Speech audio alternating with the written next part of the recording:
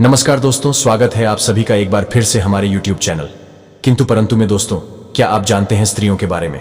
रावण ने 8 घिनौनी व शर्मनाक बातें बताई थी जो आज सच हो रही हैं। कड़वी है पर 100% सच है।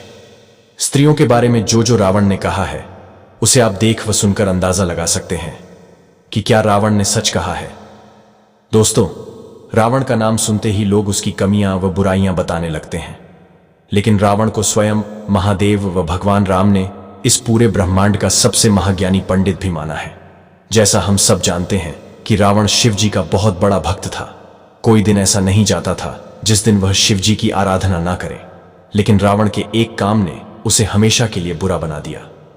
सीता माता का अपहरण करके उन्हें अपनी रानी बनाने का ख्वाब देखने वाला रावण यह भूल गया था कि उसने जिस सीता का अपहरण किया है वो जगत माता है, वह अयोध्या के राजा दशरथ की पुत्र वधू है, जिसका परिणाम उसे अपना प्राण देकर भुगतना पड़ेगा। लेकिन दोस्तों, एक ज्ञानी पंडित होने की वजह से रावण ने अपने प्राण त्याग के समय बहुत सारी अच्छी बातें भी बताई थी, जिनमें से उसने महिलाओं की 8 बुराइयों का वर्णन किया था।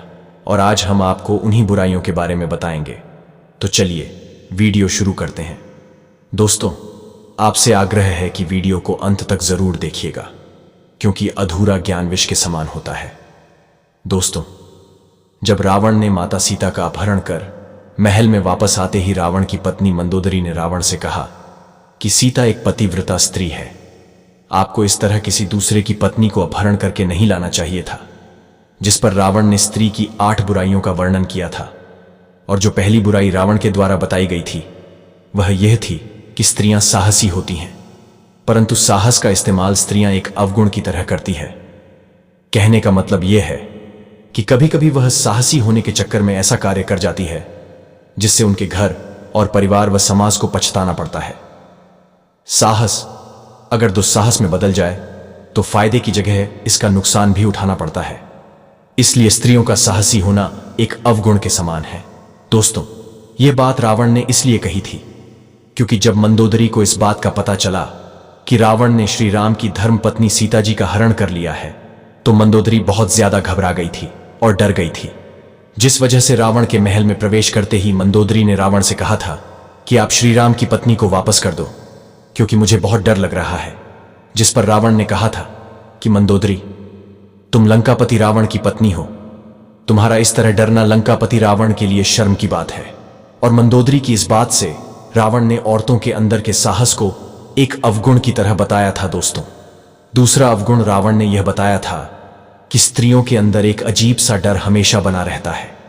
वैसे तो स्त्रियां निडर और साहसी होती हैं, लेकिन उनमें एक डर की भावना भी होती है, और स्त्रियां अपने इस भय से बचने के लिए किसी भी हद तक जा सकती हैं, कुछ भी कर सकती हैं। दोस्तों, रावण के अनुसार स्त्रियां बहुत ही कोमल स्वभाव की होती हैं। इस कारण से वह कभी कभी बिना वजह ही छोटी छोटी बातों पर डर जाती है, और अपने इस डर से बचने के लिए वह किसी भी हद तक जा सकती है। स्त्रियां इस भय से बचने के लिए कभी कभी वह काम करने को तैयार हो जाती हैं जो काम उन्हें कभी जीवन में नहीं करना चाहिए, और इस भय से बचने के लिए स्त्रियां कभी कभी ऐसी मुसीबत में फंस जाती हैं जहां से निकलना बहुत मुश्किल होता है, और बाद में उन्हें इस गलती का पछतावा भी होता है। और इन सब की वजह से इन स्त्रियों के साथ साथ इनके सगे संबंधियों को भी इस गलती के बुरे परिणाम भुगतने पड़ते हैं। दोस्तों, तीसरा अवगुण रावण ने यह बताया था कि स्त्रियां झूठ बहुत बोलती हैं। रावण के मुताबिक स्त्रियां झूठ बोले बिना बिल्कुल भी नहीं रह पाती हैं। यहां तक कि झूठ को छुपाने के लिए 50 झूठ भी बोलने पड़े तो भी स्त्रियां तैयार रहती हैं। इस बात में उन्हें कोई संकोच नहीं होता कि वह किसके सामने और किस तरह का झूठ बोल रही हैं। दोस्तों, इस बात को आप सबने अपने जीवन में भी नोटिस किया होगा कि स्त्रियां या लड़कियां बिना मतलब के ही झूठ बोलती हैं। दोस्तों, इस झूठ की वजह से कभी कभी लोगों के रिश्ते और जिंदगी दोनों बर्बाद हो जाती है। दोस्तों, चौथा अवगुण रावण ने यह बताया था कि स्त्रियां बहुत ही मतलबी होती हैं, और अपना मतलब निकलवाने के लिए स्त्रियां किसी भी हद तक जा सकती हैं, फिर चाहे उन्हें किसी को धोखा देना पड़े, या फिर उन्हें किसी को अपने रास्ते से हटाना ही क्यों ना पड़े, या फिर उन्हें किसी को झूठे मन से अपनाना पड़े।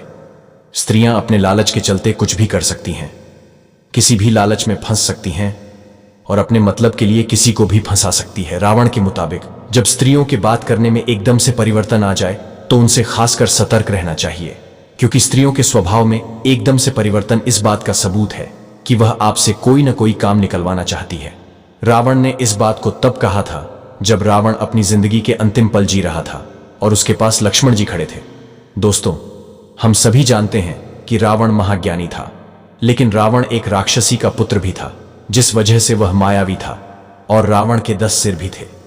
उसके पास मन को पढ़ने की असीम शक्तियां थीं और इन सब के बावजूद भी वह स्त्रियों के मन को नहीं पढ़ सका। इसीलिए रावण ने स्त्रियों से संबंधित 5वां अवगुण यह बताया था कि स्त्रियां मन से बहुत चंचल होती हैं। रावण के मुताबिक स्त्रियों के मन में क्या चल रहा है, इस बात को जान पाना किसी भी मनुष्य के बस की बात नहीं है। स्त्रियों के मन में जो चल रहा होता है उसे कभी वह बताती भी नहीं है, अपने मन के भीतर ही रखती है, और जब उनसे पूछा जाता है तो वह उस बात को इस तरह से घुमा देती है कि उसे समझ पाना बहुत मुश्किल हो जाता है। रावण के मुताबिक स्त्रियों के स्वभाव में माया की झलक होती है। अपने चंचल स्वभाव से स्त्रियां केवल आंखों ही आंखों में किसी का भी मन मोह सकती हैं और उन्हें अपने हिसाब से कठपुतली की तरह घुमा भी सकती है। रावण ने इस बात का वर्णन अपने शास्त्रों में भी किया है और इस बात को बखूबी बताया है कि स्त्रियों के सारे अवगुणों में सबसे खराब अवगुण यही है।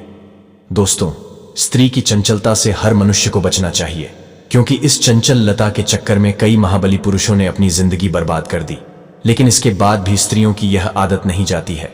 इसलिए स्त्रियों की इस चंचलता से जितना हो सके दूर रहना चाहिए।